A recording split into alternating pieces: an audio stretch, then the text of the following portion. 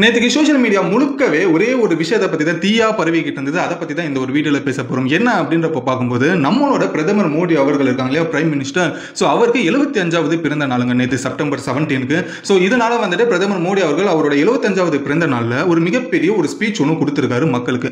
அந்த ஸ்பீச்சில் அவர் என்ன சொல்லியிருந்தார் அப்படின்றப்ப பார்க்கும்போது இந்தியா அடுத்தது எதை நோக்கி பயணப்பட போகுது, இந்தியாவோட விஷன் என்னவா இருக்கும் அப்படின்றதுமே சொல்றாரு. அதே போல இந்தியாவோட ஃபியூச்சர் எப்படி இருக்க போகுது அப்படின்ற ஒரு விஷயத்தையுமே சொல்றாரு. அது கூடவே இன்னும் வந்துட்டு என்னென்ன மாதிரி விஷயங்கள்லாம் செயல்பாடுகள்ல இருக்கு அப்படின்றது கம்ப்ளீட் டீட்டெயிலா அவர் அந்த ஒரு ஸ்பீச்ல கொடுத்திருந்தார். ஸோ இந்தியாவோட ஒரு ஃபியூச்சர் எப்படி இருக்கும், இந்தியாவோட விஷன் என்னவா இருக்கு, என்ன மாதிரி பிளான் நம்ம பண்ணியிருக்கோம் அப்படின்றது கம்ப்ளீட் டீட்டெயிலா நேற்றுக்கு பிரதமர் மோடி அவர்கள் அவரோட 75வது பிறந்த நாளோட ஸ்பீச்ல கொடுத்திருக்காரு. ஸோ இந்த ஒரு ஸ்பீச் பயங்கரமா ட்ரெண்ட் ஆகிட்டு இருக்கு உலகம் முழுக்கவே. ஸோ இன்னைக்கு இந்த ஒரு விஷயத்தை பத்தி தான் நம்ம பார்க்க போறோம். ஸோ வாங்க வீடியோக்குள்ள போகலாம். நான் தான் உங்களோட A B and welcome to our channel. இன்னும் நம்ம சேனல் சப்ஸ்கிரைப் பண்ணலாம், உடனே சப்ஸ்கிரைப் பண்ணிக்கோங்க. அப்போதான் நீங்க தெரிஞ்சுக்காத பல விஷயங்களை நம்ம மொழியா இருக்கிற தமிழ்ல ரொம்ப ஈஸியா தெரிஞ்சுக்கலாம். அதுக்கு உங்களோட சப்போர்ட்டா சப்ஸ்கிரைப் அப்படின்ற ஒரு விஷயத்துல காமிச்சுக்கோங்க. ஃபர்ஸ்ட் விஷயம் எங்க இருந்து ஆரம்பிக்கலாம் அப்படின்றத பார்க்கும்போது நேற்று செப்டம்பர் 17 நம்மளோட பிரதமர் மோடி அவர்களுக்கு 75வது பிறந்த நாள். இந்த ஒரு பிறந்த நாளை ஒட்டி நேத்திக்கு ஏகப்பட்ட பிசினஸ் மேன்ல இருந்து செலிபிரிட்டி வரைக்கும் பயங்கரமா எல்லாருமே அவருக்கு விஷ் பண்ணியிருந்தாங்க. உதாரணத்துக்கு பார்க்கும்போது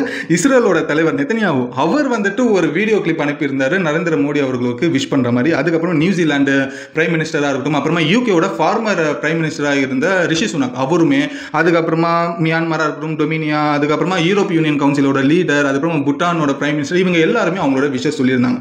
அதுக்கப்புறம் நம்மளோட செலிபிரிட்டிஸா இருக்கட்டும், ஷாருக் கானா இருக்கட்டும், அமீர் கானா இருக்கட்டும், இந்த மாதிரி வந்துட்டு ஸ்போர்ட்ஸ் செலிபிரிட்டிஸா இருக்கட்டும், எல்லாருமே அவங்களுக்கு விஷஸ் பண்ணியிருந்தாங்க. பிசினஸ் லெவலில் நம்ம பார்க்கும்போது அம்பானி, ரிலையன்ஸ் குரூப்போட ஓனராக இருக்கிற அம்பானி அவர்கள், அதுக்கப்புறம் பில்கேட்ஸ், அவங்க எல்லாருமே கூட வந்துட்டு பிர்லா குரூப்ஸ், இவங்க எல்லாருமே வந்துட்டு விஷஸ் பண்ணியிருந்தாங்க நம்மளோட நரேந்திர மோடி அவர்களுக்கு. ஸோ இது கூடவே 75வது பிறந்த நாளில் அவரோட ஸ்பீச்சில் என்ன முக்கியமாக இருந்தது அப்படின்றப்ப பார்க்கும்போது இந்தியாவோட டெவலப்மெண்ட், இந்தியா எந்த அளவுக்கு பாதுகாப்பாக இருக்கு அப்படின்றது, அதோட செக்யூரிட்டியோட இம்பார்ட்டன்ஸை பற்றி பேசியிருக்காரு. மூணாவது விஷயம் என்னன்னா செல்ஃப் ரிலையன்ஸை பற்றி பேசியிருக்காரு. ஸோ இது எல்லாத்தையுமே ஒன் பை ஒன்னா நான் உங்களுக்கு சொல்ல வரேன். ஸோ அதில் அவரோட முதல் ஸ்பீச்சில் என்ன இருந்ததுன்னா இந்தியாவோட நேஷனல் செக்யூரிட்டி பற்றியும் அதே போல பாகிஸ்தான் பற்றியுமே அவர் பேசியிருந்தார். அதில் முதல் விஷயம் என்னன்னா இந்தியா வந்துட்டு இப்போ ஒரு புது இந்தியாவாக மாறிடுச்சு, நியூ இந்தியாவை உருவெடுத்துருச்சு அப்படின்ற ஒரு விஷயம் சொல்றாரு. இது ஏன் அப்படி சொல்றாரு அப்படின்றப்ப பார்க்கும்போது குளோபல் லெவலில் வந்துட்டு இப்போ இந்தியா எந்த அளவுக்கு ஒரு முக்கியமான நாடு அப்படின்னு சொல்லி இப்போ எல்லா நாடுகளுக்குமே புரிய ஆரம்பிச்சிருச்சு. இப்போ எல்லா நாடுகளுமே இந்தியாவோட நட்பு தேவை அப்படின்ற ஒரு விஷயம் வந்துட்டு யோசிக்க ஆரம்பிச்சிட்டாங்க. ஸோ அந்த அளவுக்கு நம்மளோட இந்தியா மிகப்பெரிய ஒரு முக்கியமான நாடா குளோபல் வைஸ்ல இருக்கு. ஸோ அதனால இந்தியா இதுக்கப்புறம் யாருக்குமே பயப்படவே பயப்படாது அப்படின்ற ஒரு விஷயத்தை பத்தியுமே சொல்றாரு.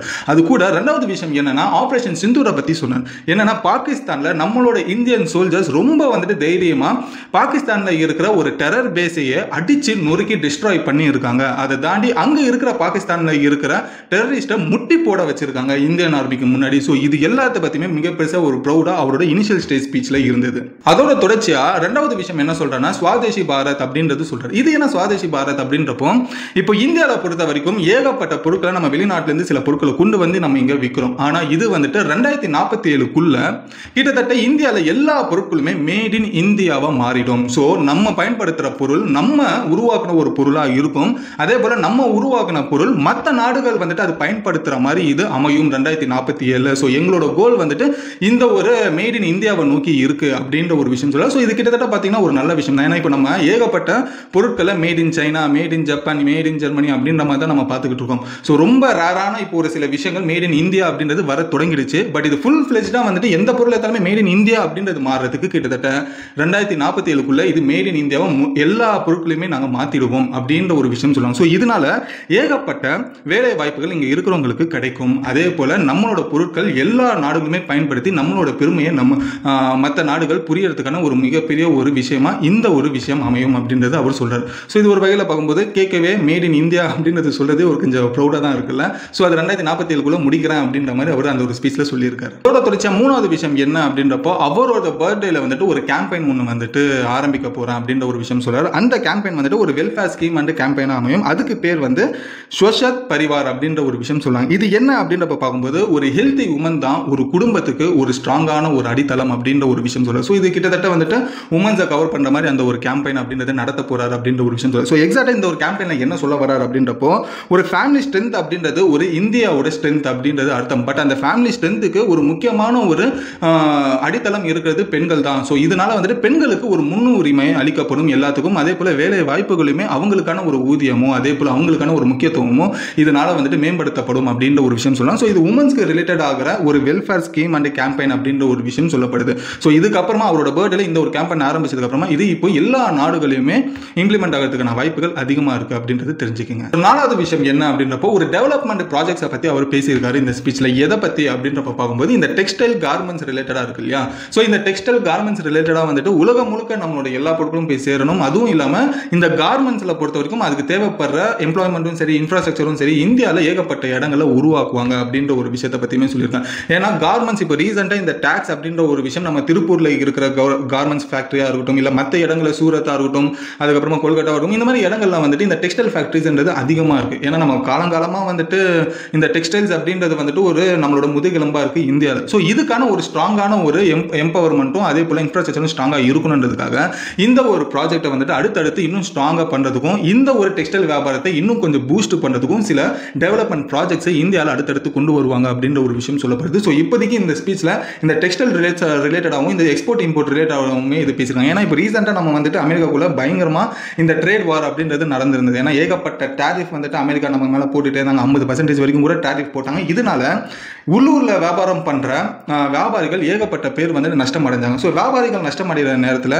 அங்கே வேலை செய்கிற தொழிலாளிகளுக்கு வந்துட்டு வேலை அப்படின்ற ஒரு விஷயம் கிடைக்காம இருந்திருக்கு. ஸோ இதனால இது எல்லாத்தையுமே சரி கட்டணும் அப்படின்ற பட்சத்தில் நம்ம ஊர்லேயே ஒரு ஸ்ட்ராங்கான ஒரு ஃபவுண்டேஷனை போகணும்டா, நம்ம ஊர்லேயே நம்ம ஸ்ட்ராங்கான ஒரு இன்ஃப்ராஸ்ட்ரக்சரை வளர்த்தா தான் இதிலிருந்து நம்ம வந்துட்டு தப்பிக்க முடியும் அப்படின்ற ஒரு தொலைநோக்கு பார்வையில் இந்த ஒரு விஷயத்தை அவர் பேசியிருக்காருன்றது தெரிஞ்சுக்குங்க. அதுக்கப்புறமா அவர் சொன்ன பாயிண்ட் முக்கியமானது என்ன அப்படின்றப்ப பார்க்கும்போது 2047க்குள்ள இப்போ இருக்கிற இந்தியா நியூ இந்தியா இதை விடவே இன்னும் ஒரு பல மடங்கு மிகப்பெரிய ஒரு இந்தியாவாக மாறி இருக்கும்.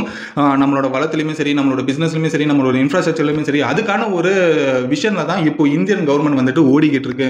ஸோ ஏகப்பட்ட டெக்னாலஜிஸாக இருக்கட்டும் ஏகப்பட்ட இன்ஃப்ராஸ்ட்ரக்சர் ஏகப்பட்ட இண்டஸ்ட்ரீஸ் இது எல்லாத்தையுமே வந்துட்டு உருவாகிறதுக்கான ஒரு வேலைகளை இறங்கியிருக்கும். அது மட்டும் இல்லாமல் மேட் இன் இந்தியா அப்படின்ற ஒரு ப்ராஜெக்டை வந்துட்டு 2047க்குள்ள முடிக்கிறதுக்கான மொத்த வேலைகளுமே நாங்கள் இங்கே பண்ணிக்கிட்டு இருக்கோம். ஸோ இதனால 2047 இப்போ நீங்கள் பார்க்குற இந்தியா கிட்டத்தட்ட 10 மடங்கு பெட்டராக இருக்கும். அதை தாண்டி இன்னைக்கு நீங்கள் வந்துட்டு பார்த்துட்டு இருக்கிற இந்தியா நாளைக்கு உங்களோட பசங்களோ பேர பசங்களோ வேற மாதிரி வந்துட்டு இந்த ஒரு இந்தியாவை வந்துட்டு பார்ப்பாங்க. அவங்க வந்துட்டு இந்தியாவில் பிறந்தாங்க அப்படின்ற ஒரு பெருமையை அவங்க வந்துட்டு ஃபீல் பண்ணுற அளவுக்கு இந்தியா வந்து 2047 பயங்கரமாக மாறும் அப்படின்ற ஒரு விஷயத்தையுமே கேரண்டியாகவும் அஷூரன்ஸாகவும் சொல்லியிருக்காரு. ஸோ இவர் சிம்பிளாக அந்த ஒரு விஷயம் என்ன சொல்றாங்கன்னா இந்தியாவோட விஷன் எப்படி இருக்கு இந்தியா நாளைக்கு ஃபியூச்சரில் எப்படி இருக்க போகுது அப்படின்றது தான் அவரோட அந்த ஒரு ஸ்பீச்சில் ரொம்ப பெரிய ஒரு கான்ஃபிடென்ட்ல கொடுத்துருக்காரு. மேபி 2047 வரைக்கும் அவர் தான் பிரைம் மினிஸ்டர் இருப்பாரா இல்லையான்றது தெரியலங்க. அதுக்கப்புறமா ஃபைனலி வந்துட்டு என்னன்னா அவரை விஷ் பண்ண மக்களாக இருக்கட்டும் இல்லைன்னா உலக அளவில் அவருக்கு வந்த விஷயஸாக இருக்கட்டும் அது எல்லாத்துக்குமே அவர் தேங்க்ஸ் சொன்னார். அது கூடவே இன்னொன்று ஒரு விஷயத்தையுமே அவர் சொன்னார். என்ன அப்படின்றப்போ நான் இன்னும் அதிகமாக எனர்ஜியோட அதே போல் டிவோஷனலோட இந்தியாவோட க்ரோத்துக்காக வேலை பண்ண போகிறேன் அப்படின்ற ஒரு விஷயத்தையுமே சொல்லியிருக்காரு.